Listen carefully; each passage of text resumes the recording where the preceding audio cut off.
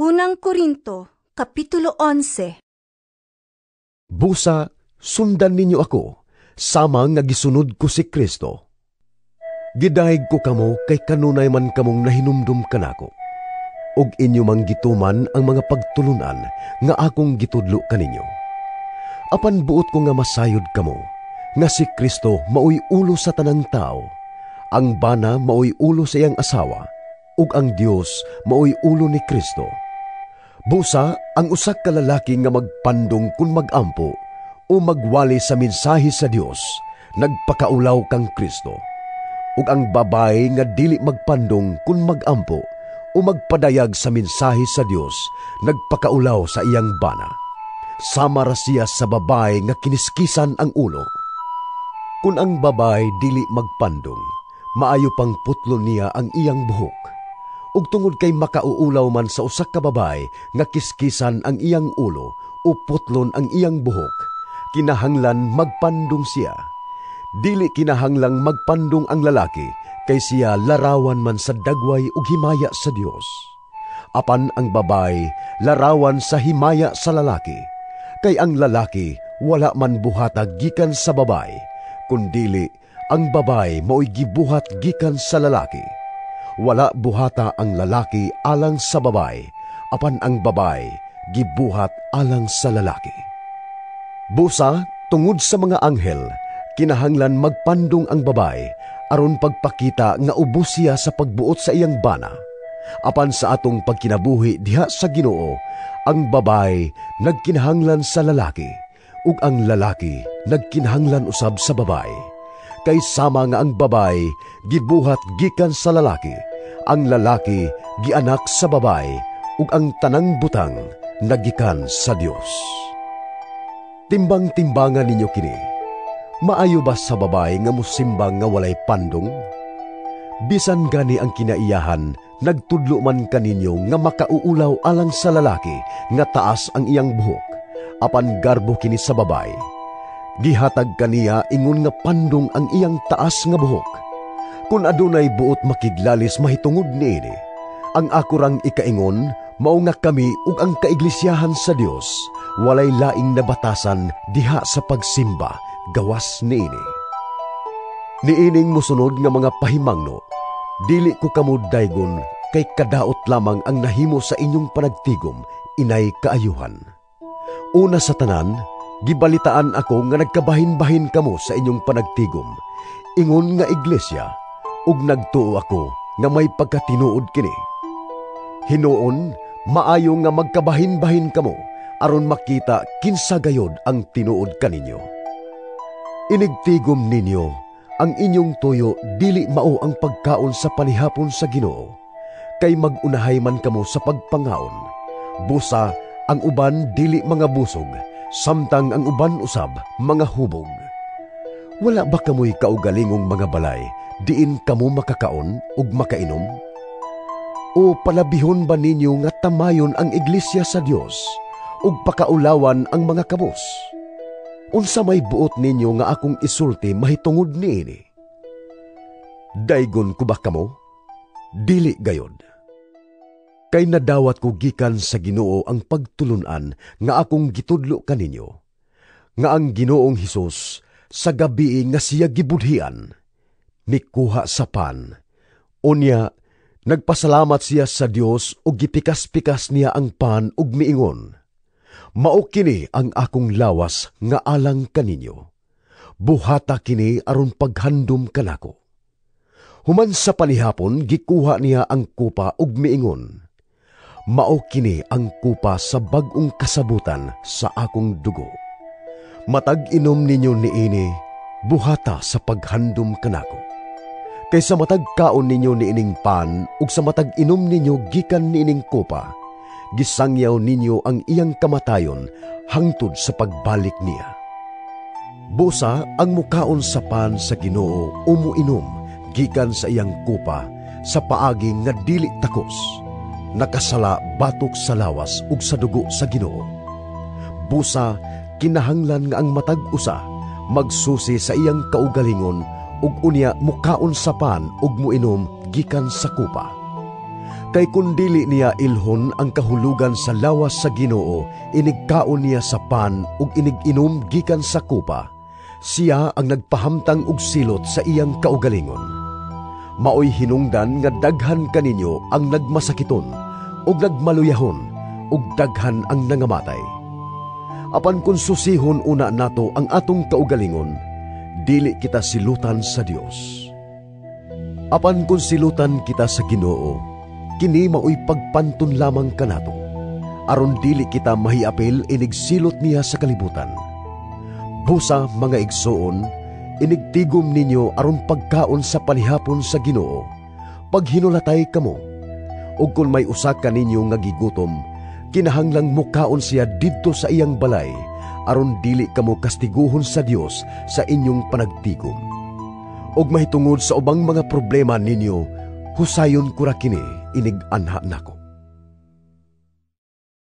Unang Korinto, Kapitulo 11. Busa, sundan ninyo ako, sama nga gisunod ko si Kristo. Gidahig ko kamo kay kanunay man kamong nahinumdum kanako. Og inyo mang gituman ang mga pagtulunan nga akong gitudlo kaninyo. Apan buot ko nga masayod kamo, nga si Kristo maoy ulo sa tanang tao, ang bana maoy ulo sa iyang asawa, ug ang Dios maoy ulo ni Kristo. Busa, ang usak ka lalaki nga magpandong kung magampo o magwali sa mensahe sa Dios, nagpakaulaw kang Kristo. Ug ang babae nga dili magpandong kung magampo o magpadayag sa mensahe sa Dios, nagpakaulaw sa iyang bana.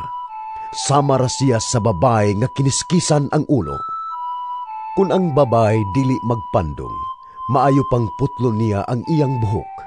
Ug tungod kay makauulaw man sa usa ka babae nga kiskisan ang iyang ulo o putlon ang iyang buhok, kinahanglan magpandong siya. Dili kinahanglang magpandong ang lalaki, kay siya larawan man sa dagway ug himaya sa Dios. Apan ang babae larawan sa himaya sa lalaki, kay ang lalaki wala man buhatag gikan sa babae, kundili ang babae maoy gibuhat gikan sa lalaki. Wala buhata ang lalaki alang sa babae, apan ang babae gibuhat alang sa lalaki.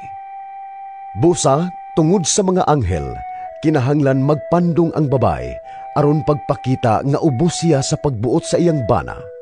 Apan sa atong pagkinabuhi diha sa Ginoo, ang babae nagkinahanglan sa lalaki, ug ang lalaki nagkinahanglan usab sa babae. Kay sama nga ang babae gibuhat gikan sa lalaki, ang lalaki gianak sa babae, ug ang tanang butang nagikan sa Dios. Timbang-timbangan ninyo kini. Maayo ba sa babae nga musimbang nga walay pandong? Bisan gani ang kinaiyahan, nagtudlo man kaninyo nga makauulaw alang sa lalaki nga taas ang iyang buhok, apan garbo kini sa babae. Gihatag kaniya ingon nga pandong ang iyang taas nga buhok. Kung adunay buot makiglalis mahitungod niini, ang akurang ikaingon, mao nga kami ug ang kaiglesiyahan sa Dios, walay laing na batasan diha sa pagsimba, gawas niini.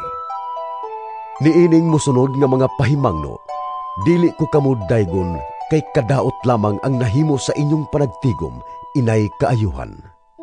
Una sa tanan, gibalitaan ako nga nagkabahin-bahin kamo sa inyong panagtigom, ingon nga iglesia, ug nagtuo ako nga may pagkatinuod kini. Hinuon, maayo nga magkabahin-bahin kamo, aron makita kinsa gayod ang tinuod kaninyo. Inigtigom ninyo, ang inyong tuyo dili mao ang pagkaon sa panihapon sa Ginoo, kay magunahay man kamo sa pagpangaon. Busa, ang uban dili mga busog, samtang ang uban usab mga hubog. Wala ba kamoy kaugalingong mga balay, diin kamo makakaon ug makainom? O palabihon ba ninyo nga tamayon ang iglesia sa Dios ug pakaulawan ang mga kabos? Unsa may buot ninyo nga akong isulti mahitungod niini? Daygon ko ba kamo? Dili gayod. Kay nadawat ko gikan sa Ginoo ang pagtulunan nga akong gitudlo kaninyo, nga ang Ginoong Hesus sa gabi nga siya gibudhian, mikuha sa pan, unya Nagpasalamat siya sa Dios ug gipikas-pikas niya ang pan ug miingon, "Mao kini ang akong lawas nga alang kaninyo. Buhata kini aron paghandom kanako." Human sa panihapon gikuha niya ang kupa ug miingon, "Mao kini ang kupa sa bag-ong kasabutan sa akong dugo. Matag inom ninyo niini, buhata sa paghandom kanako. Kay sa matag kaon ninyo niining pan ug sa matag inom ninyo gikan niining kupa, gisangyaw ninyo ang iyang kamatayon hangtod sa pagbalik niya. Busa ang mukaon sa pan sa Ginoo o muinom gikan sa iyang kupa sa paagi nga dili takos, nakasala batok sa lawas ug sa dugo sa Ginoo. Busa kinahanglan nga ang matag usa magsusi sa iyang kaugalingon ug unya mukaon sa pan ug muinom gikan sa kupa. Kay kun dili niya ilhon ang kahulugan sa lawas sa Ginoo, inigkaon niya sa pan ug inig-inom gikan sa kupa, siya ang nagpahamtang og silot sa iyang kaugalingon. Maoy hinungdan nga daghan kaninyo ang nagmasakiton ug nagmaluyahon ug daghan ang nangamatay. Apan kung susihon una nato ang atong kaugalingon, dili kita silutan sa Dios. Apan kung silutan kita sa Ginoo, kini maoy pagpantun lamang kanato, aron dili kita mahiapil inigsilot niya sa kalibutan. Busa mga igsoon, inigtigom ninyo aron pagkaon sa panihapon sa Ginoo, paghinulatay kamo. Ug kung may usa ka ninyo nga gigutom, kinahanglang mukaon siya didto sa iyang balay, aron dili kamo kastiguhon sa Dios sa inyong panagtigom. Og mahitungod sa ubang mga problema ninyo, husayon ko ra kini inig-anha nako. Unang Korinto, Kapitulo 11. Busa, sundan ninyo ako, sama nga gisunod ko si Kristo. Gidahig ko kamo kay kanunay man kamong nahinumdum kanako, ug inyo mang gituman ang mga pagtulunan nga akong gitudlo kaninyo. Apan buot ko nga masayod kamo, nga si Kristo maoy ulo sa tanang tao, ang bana maoy ulo sa iyang asawa, ug ang Dios maoy ulo ni Kristo. Busa, ang usa ka lalaki nga magpandong kun magampo o magwali sa mensahe sa Dios, nagpakaulaw kang Kristo. Ug ang babae nga dili magpandong kun magampo o magpadayag sa mensahe sa Dios, nagpakaulaw sa iyang bana. Sama ra siya sa babae nga kiniskisan ang ulo. Kun ang babae dili magpandong, maayo pang putlon niya ang iyang buhok. Ug tungod kay makauulaw man sa usa ka babae nga kiskisan ang iyang ulo o putlon ang iyang buhok, kinahanglan magpandong siya. Dili kinahanglang magpandong ang lalaki, kay siya larawan man sa dagway ug himaya sa Dios. Apan ang babae larawan sa himaya sa lalaki, kay ang lalaki wala man buhatag gikan sa babae, kundili ang babae maoy gibuhat gikan sa lalaki. Wala buhata ang lalaki alang sa babae, apan ang babae gibuhat alang sa lalaki. Busa, tungod sa mga anghel, kinahanglan magpandong ang babae aron pagpakita nga ubos siya sa pagbuot sa iyang bana. Apan sa atong pagkinabuhi diha sa Ginoo, ang babae nagkinahanglan sa lalaki, ug ang lalaki nagkinahanglan usab sa babae. Kay sama nga ang babae gibuhat gikan sa lalaki, ang lalaki gianak sa babae, ug ang tanang butang nagikan sa Dios. Timbang-timbangan ninyo kini. Maayo ba sa babae nga musimbang nga walay pandong? Bisan gani ang kinaiyahan, nagtudlo man kaninyo nga makauulaw alang sa lalaki nga taas ang iyang buhok, apan garbo kini sa babae. Gihatag kaniya ingon nga pandong ang iyang taas nga buhok. Kung adunay buot makiglalis mahitungod niini, ang ako rang ikaingon, mao nga kami ug ang kaiglesiyahan sa Dios, walay laing nabatasan diha sa pagsimba, gawas niini. Niining musunod nga mga pahimangno, dili ko kamo daygon kay kadaot lamang ang nahimo sa inyong panagtigom, inay kaayuhan. Una sa tanan, gibalitaan ako nga nagkabahin-bahin kamo sa inyong panagtigom, ingon nga iglesia, ug nagtuo ako nga may pagkatinuod kini. Hinuon, maayo nga magkabahin-bahin kamo aron makita kinsa gayod ang tinuod kaninyo. Inigtigom ninyo ang inyong tuyo dili mao ang pagkaon sa panihapon sa Ginoo, kay mag-unahay man kamo sa pagpangaon. Busa ang uban dili mga busog, samtang ang uban usab mga hubog. Wala ba kamoy kaugalingong mga balay diin kamo makakaon ug makainom? O palabihon ba ninyo nga tamayon ang iglesia sa Dios ug pakaulawan ang mga kabos? Unsa may buot ninyo nga akong isulti mahitungod niini? Daygon ko ba kamo? Dili gayod. Kay nadawat ko gikan sa Ginoo ang pagtulunan nga akong gitudlo kaninyo, nga ang Ginoong Hesus sa gabi nga siya gibudhian, mikuha sa pan.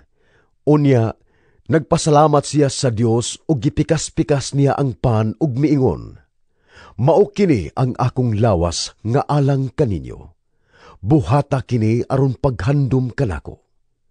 Human sa panihapon gikuha niya ang kupa ug miingon, "Mao kini ang kupa sa bag-ong kasabutan sa akong dugo. Matag inom ninyo niini, buhata sa paghandom kanako. Kay sa matag kaon ninyo niining pan ug sa matag inom ninyo gikan niining kupa, gisangyaw ninyo ang iyang kamatayon hangtod sa pagbalik niya. Busa ang mukaon sa pan sa Ginoo o muinom gikan sa iyang kupa sa paagi nga dili takos, nakasala batok sa lawas ug sa dugo sa Ginoo. Busa kinahanglan nga ang matag usa magsusi sa iyang kaugalingon ug unya mukaon sa pan ug muinom gikan sa kupa. Kay kun dili niya ilhon ang kahulugan sa lawas sa Ginoo, inigkaon niya sa pan ug inig-inom gikan sa kupa, siya ang nagpahamtang og silot sa iyang kaugalingon. Maoy hinungdan nga daghan kaninyo ang nagmasakiton ug nagmaluyahon ug daghan ang nangamatay. Apan kung susihon una nato ang atong kaugalingon, dili kita silutan sa Dios. Apan kung silutan kita sa Ginoo, kini maoy pagpantun lamang kanato, aron dili kita mahiapil inigsilot niya sa kalibutan. Busa mga igsoon, inigtigom ninyo aron pagkaon sa panihapon sa Ginoo, paghinulatay kamo. Ug kung may usa ka ninyo nga gigutom, kinahanglang mukaon siya didto sa iyang balay, aron dili kamo kastiguhon sa Dios sa inyong panagtigom. Og mahitungod sa ubang mga problema ninyo, husayon ko ra kini, inig-anha nako.